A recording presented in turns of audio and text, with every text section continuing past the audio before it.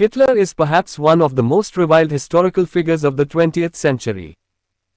After he became Chancellor of Germany in 1933, parliamentary democracy came to an end. A timeline of these events in Germany can be found here.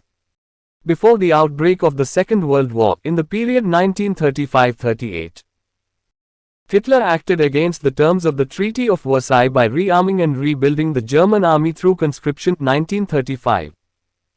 He also moved troops into the demilitarized Rhineland 1936. He also tried to unite Germany and Austria with the Anschluss 1938. Later that year he demanded the Sudetenland, the German-speaking part of Czechoslovakia. Throughout this time he made passionate speeches about expanding German territory. These words and deeds worried foreign observers. Use the sources in this lesson to find out how he was viewed by some of these commentators. Was he to be regarded as a passionate lunatic who would take over Europe? Or an odd eccentric who was rebuilding Germany? When Hitler came to power in Germany in 1933, some people regarded him as a strong leader merely getting back German territory and restoring Germany's national pride. They thought he would stop once he had reversed the terms the Treaty of Versailles, which limited the power and strength of Germany. Others feared that this was only the beginning of a far more aggressive foreign policy. They were to be proved right by Hitler's decision to take over of the whole of Czechoslovakia in 1939 after annexing the Sudetenland in 1938.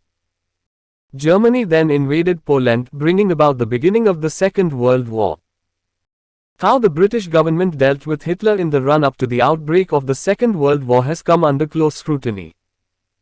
Of course, at the time, Winston Churchill, no longer in government from the early 1930s, was a significant critic of the Munich Agreement, which allowed Germany to take over Sudetenland in Czechoslovakia, an attempt to prevent a war.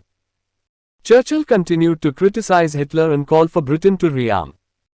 When war was declared with Germany in 1939, he returned to power as First Lord of the Admiralty and later became wartime Prime Minister of a national government on the 10th of May 1940. Appeasement was the name given to Britain's policy in the 1930s, which permitted Hitler to expand German territory unchecked and did little to stop him in his early moves against the Treaty of Versailles. It was closely linked to the Prime Minister at the time, Neville Chamberlain, and was popular, although is now regarded as a policy of weakness.